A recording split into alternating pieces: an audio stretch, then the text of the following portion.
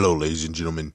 And now let's talk about Civil War and everything dealing with Spider-Man. First things first, the craziest part is that Black Widow was the one who found Spider-Man. Yes, Black Widow was the one who actually mentioned Spider-Man and actually maybe even had the footage to give Tony Stark. So, wow, it's amazing who actually was the one involved in showing Stark Spider-Man, and it looks like it was Black Widow. I didn't see that coming at all. Next is the September Foundation was used. For people who haven't seen the movie, which is a big, huge spoiler, I have nothing to tell you. But anyways, September Foundation, basically, for those who did see the movie but can't remember it, is actually where Tony Stark actually went to his automata and actually funded everyone's projects that was in MIT. His automata. So every single project that they were doing, he was funding their projects so they can actually make their dream or their advancement come true. One thing you should also know is that Spider-Man's footage, which I think it was like at least one or two, it's very, very blurry. It's very blurry, which actually comes to the interesting part that I just figured out. And I actually put it on Facebook when I figured it out.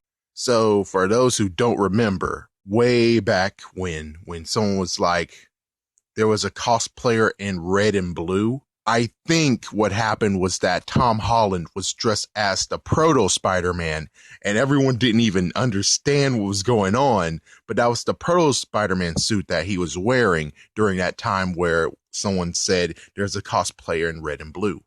So when we heard that, it actually was Tom Holland wearing the proto Spider-Man suit. That explains everything when it comes to that. That explains everything. Anyways, talking about the proto suit. The proto suit, he made his eyes goggles, and those goggles were big and god awful. And the reason for that is because his eyes are very, very sensitive, I guess you could say.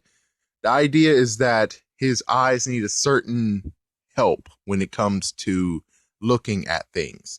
Is that he looks at things very, very heightened and he's able to see something far away. Like instead of 20/20 sight, it's more like 220 sight.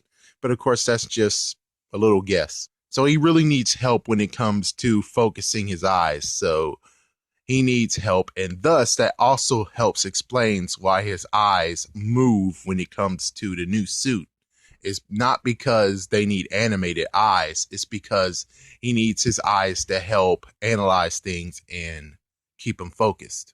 That was a good idea.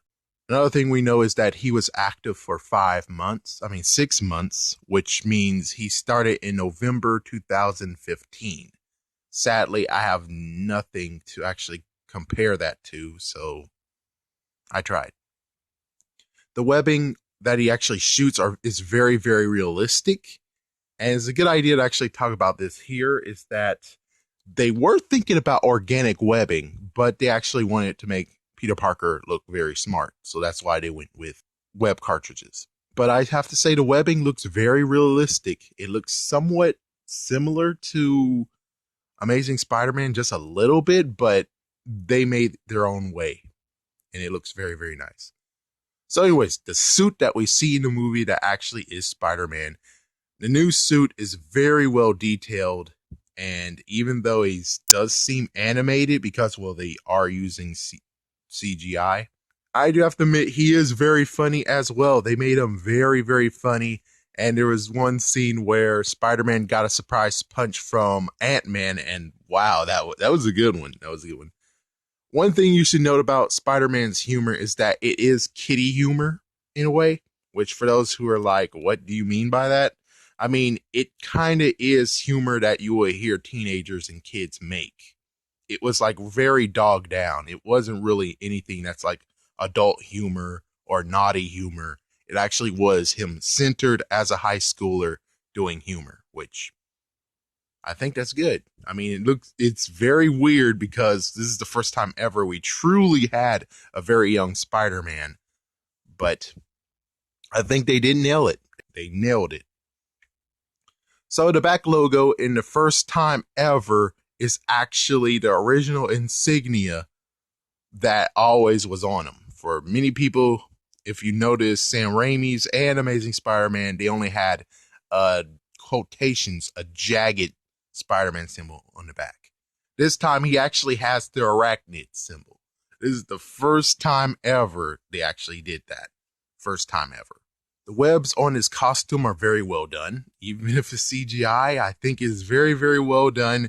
And you actually had Spider-Man for the first time actually cussed. Wow, yes, Spider-Man actually cussed, and it was because of Ant-Man, of course. But wow, wow, that was like wow. Last but not least, we need to talk about the ends credits. For anyone who is still stupid enough to leave, there is an ends credit for Spider-Man. And Spider-Man Will Return was actually features as well. But there's an ends credits for you to stay after the movie, after you actually watch the other ends credit, which I can't really remember right now. But still, yeah, there's two ends credits. And Spider-Man, it was kind of funny how some people actually were explaining his ends credits. They were like, oh, he stumbled upon it. No, he didn't stumble upon a Spider-Man signal. Or a Spider-Man light. He actually was itching. Yeah, the new web shooters was actually itching him, and he was scratching, and then bam, there it is. Which was very, very fun. That was a fun one. I don't even know if that was actually a nice throwback to what happened in Snow Patrol, Spider-Man 3. But my goodness, that song didn't deserve to be the signature song. That was horrible. That was horrible.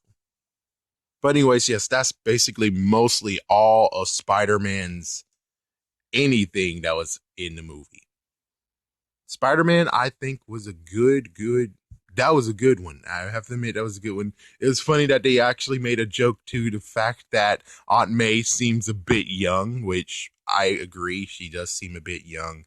And someone actually did post something where it was very funny, where they were showing, oh, Peter Parker and Aunt May keep on getting younger and younger. And now in 2022, now you have Spider-Man who's like a 3-year-old or a 6-year-old, and you have Aunt May being a teenager, which is like, oh my gosh. Wow. But anyways, that's what happened. That was amazing.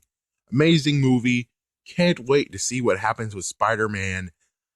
I actually found something that actually will talk about Spider-Man's new movie that's coming very soon. I'm going to web out, but tell me what you guys think about this. Peace.